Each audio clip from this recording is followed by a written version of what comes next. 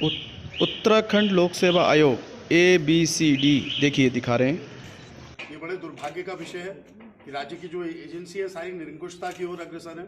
तो इसलिए हमारे जो युवा साथी हैं, युवा कांग्रेस के अन्य अनुसांगिक संगठन जो हमारे हैं और जो हमारे विधायकगण हैं, इस पर पैनी नज़र हम लोगों ने रखी हुई है।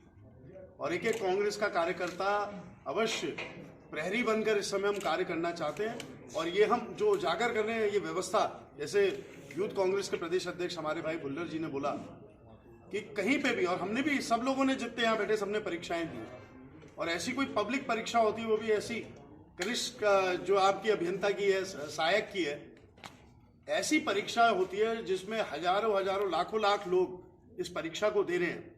अलग अलग सेंटरों में, कई सेंटरों में पूरे प्रदेश में इस परीक्षा का संचालन हुआ।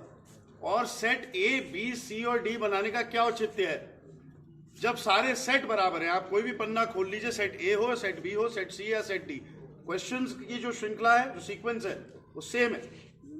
तो ये साफ दर्शाता है कि ये जो झूठी, ये जो बैनर पोस्टरों पे खर्चा करके भारतीय जनता पार्टी सत्ता बल, धन बल का दुरुपयोग करके अपनी वाहवाहियां लूटने वाली रैलियां करा रही है, असलियत उनकी ये है। असलियत अधीनस्थ चयन सेवा आयोग, लोक सेवा आयोग की ये है। असलियत जो भ्रष्टाचार, नकल माफिया हावी है व्यवस्थाओं पर, उसकी असलियत ये है। जैसा सुमित्र भुल्लर जी ने कहा, बिल्कुल सही बात है। दुनिया के आप किसी कोने में भी चले जाएं, कोई परीक्षा ऐसी होती है जो जनरल परीक्षा होती है, उसमें कभी भी अगर सेट बनेंगे अलग अलग, या तो फिर एक ही पेपर होता तो समझ में आता।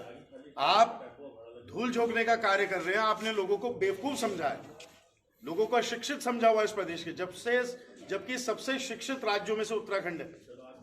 और इस प्रकार से जो ये कृत्य हुआ है, ये किसी भी माफी के लायक नहीं है। अब क्या माननीय मुख्यमंत्री जी जो उस दिन यहाँ पे आभार रैली करवा रहे थे, इस परीक्षा का जवाब में यहाँ पे एक क्षमा याचना की रैली करवाएंगे? क्या क्षमा मांगना चाहेंगे वो प्रदेश के युवाओं से कि कैसा धोखा हो रहा है? युवा प्रदेश, युवा नेतृत्व, सबका साथ सबका विकास नारेबाजी रह गई है। और वाकई में ये परीक्षाएं जो ऐसी लीक हो रही हैं, वाकई में ये बड़ा दुर्भाग्य का विषय है इस प्रदेश के लिए कि आज की तारीख में जब इतनी टेक्नोलॉजी है हमारे पास, इतना हम पैसा, राज्य की सरकार दावे पेश करती है, अभी बजट सत्र आएगा, बजट में पेश करेंगे कि हमने ये नकल विरोधी ये कानून लाए हैं और जिसकी पूरे देश में वाहवाही हो रही है। ये है इनकी असलियत, ये है युवा प्रदेश और युवा नेतृत्व। ये है, अगर सीएम वीक नहीं होते तो पेपर लीक नहीं होते, अगर सीएम वीक नहीं होते तो ये पेपर कभी लीक नहीं होते। तो सीएम साहब, आप अगर A, B, C, D आपकी संस्तुति से, आपकी जानकारी में हुआ है तो ये और घोर अपराध है। और इस अपराध के खिलाफ सड़क से लेकर सदन तक पूरी तैयारी है। अभी सत्र होने वाला है, ये सारी व्यवस्थाओं पर प्रश्न उठना है। बड़े दुर्भाग्य का विषय है। सबसे युवा प्रदेश है पर कैपिटा उत्तराखंड, पूरे देश में सबसे युवा प्रदेश। और युवाओं के साथ जिस प्रकार से छल हो रहा है, जिस प्रकार से सारी व्यवस्थाएं लचर हो चुकी हैं, अब समय आ गया है, सड़क पे तो दिखेगा ही दिखेगा विद्रोह, लेकिन सदन में इस बारी हमने भी, जितने विधायक गण हैं, हमारी विधायक दल की बैठक भी होगी 12 तारीख को गैरसैंण में, हमने निर्णय लिया है दृढ़ निश्चय के साथ कि सदन में इनकी अब हम फालतू की बकवासें नहीं सुनेंगे। वहां पे संसदीय परंपराओं में रहकर जो इनकी जो अवहेलना ये कर रहे हैं युवाओं की, उसका पर्दाफाश करेंगे। निडर होकर जो महिलाओं के साथ यहाँ अत्याचार हो रहे हैं उनका पर्दाफाश करेंगे। और इस प्रदेश की जनता जो आज इस दुखदायी घड़ी में देख रही है, एक आशा के साथ विपक्ष की, वो विपक्ष की भूमिका हम लोग निभाएंगे। बहुत धन्यवाद। विधायक जी, एक सवाल। विधायक जी, अभी आपने कहा कि सीएम वीक है तभी पेपर लीक है। बिल्कुल, मैं दोहरा रहा हूँ, लेकिन वो अपने लगातार घोषणाओं में, और ये क्या है, मेरे पास सबूत है, आप सबके हाथों में सबूत है। ये क्या है, इसका जवाब दीजिए ना वो। इसका अगर वो जवाब दें सदन के पटल में। मैं भी देख रहा था, एक चीज और कहना चाहता हूं मैं आप एक चीज और कहना चाहता हूं। अभी हम देख रहे थे उत्तर प्रदेश की सदन की कार्रवाई, चाहे कुछ भी कहें, चाहे सरकार की निंदा भी रही, मुख्यमंत्री बैठ के खुद स्वयं जवाब दे रहे थे। हम चाहते हैं धामी जी इस बारी सदन में बैठ के हमें जवाब दे दें। दूध का दूध, पानी का पानी हो जाएगा। यानी कि संसदीय कार्य मंत्री को वो अपना काम सौंप के और सदन में पहले दिन गवर्नर का भाषण सुन के चले जाएं। 5 दिन सदन की कार्रवाई में बैठे योगी आदित्यनाथ भी तो मुख्यमंत्री हैं, बड़े राज्य के मुख्यमंत्री हैं। वो तो बैठे रहे, उन्होंने बराबर नेता सदन नेता प्रतिपक्ष के बीच में वाद संवाद हुआ, तर्क वितर्क हुआ। तो ये स्थिति हम चाहते हैं कि मुख्यमंत्री जी जवाब दे ही दें, ये ना कि भारतीय जनता पार्टी के किसी कार्यक्रम में आके हा हा वाह वाह और धाकड़ और हैंडसम कहकर निकल लें। नहीं, उन्हें जनता को जवाब देना है तो सदन के पटल से दे, जहां विपक्ष वो सवाल पूछेगी जो जनता उनसे पूछना चाहती है। हर उत्तराखंडी को अपमानित कर देने वाली खबर सामने आई है। आप लोग जानते हैं कि कल जो कनिष्ठ अभियंता का परीक्षा हुई उसमें ABCD 4 सेट बनाए गए थे।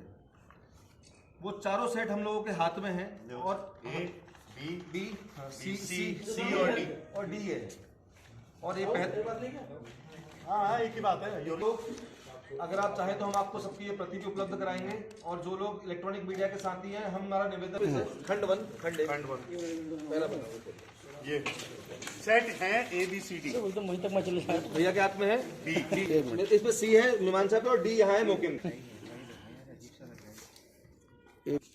भैया के हाथ में है A, मेरे हाथ में है B, मीमांसा के हाथ में है C और मोकिन सैफी जी के हाथ में है D। और उसी के दूसरे सेट्स के दूसरी प्रति बाकी साथियों के हाथ में है। तो आप, वरना होता क्या है, व्यवस्था क्या है कि कुछ प्रश्नों का फेरबदल होता है और अगर जो प्रश्नों का फेरबदल नहीं भी होता, जो कॉमन क्वेश्चन भी होते हैं, उसका भी सीरियल नंबर चेंज होता है, सीक्वेंस चेंज होता है। किसी का सीक्वेंस में जो क्वेश्चन A सेट में पहले नंबर पर है वो हो सकता है B में 10वें नंबर पर हो सकता है वो C में 30वें नंबर पर हो सकता है D में वो 70वें नंबर पर हो। ऐसा ही व्यवस्था हमारे यहाँ परीक्षाओं की है।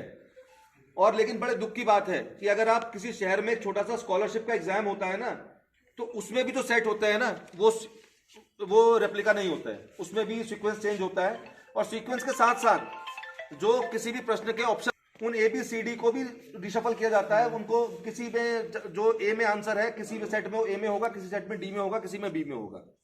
ऐसा पारदर्शिता को बरतने के लिए किया जाता रहा है। ये हमारे देश की, हमारे प्रदेश की, पूरी दुनिया की परीक्षाओं की ये व्यवस्था है।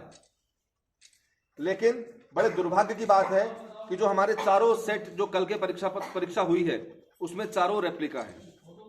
बहुत सारी जगह से ये शिकायतें आई हैं, स्टूडेंट्स ने शिकायत करी है कि उनके जो प्रश्न पत्र उनको मिले उसकी सील टूटी हुई थी। ये जो सील लगी रहती है, हाँ जो भैया बता, ये जो सील लगी रहती है वो सील टूटी हुई थी।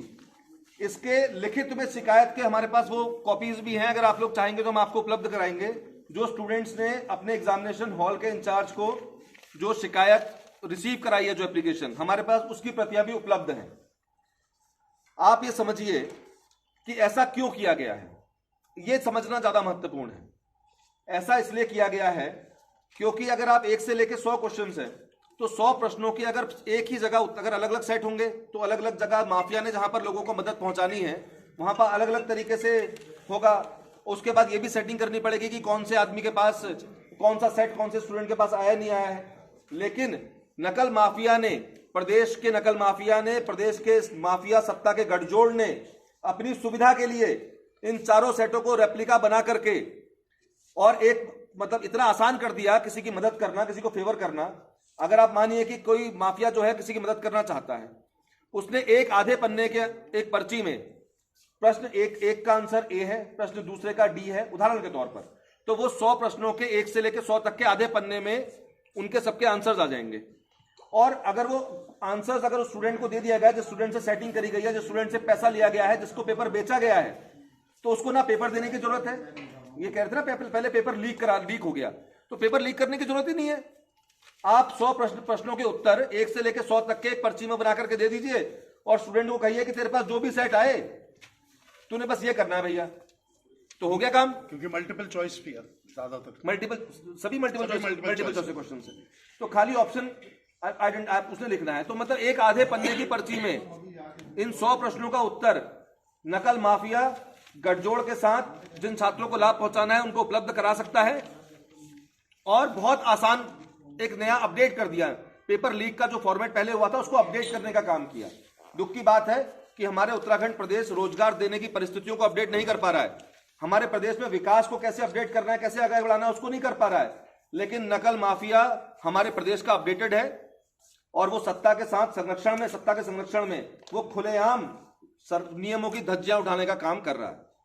और मैं एक बात कह के अंत करूंगा कि आपको मैं एक बात और बताना चाहता हूं कि ये जो परीक्षा, जो ये 4 सेट एक जैसे आए हैं, मैंने जैसे पहले कहा कि एक स्कॉलरशिप का एग्जाम होता है छोटा सा ना, कोई ट्रस्ट कराता है, अगर 150 बच्चों को स्कॉलरशिप देनी होती है तो उसमें भी चेंज होता है।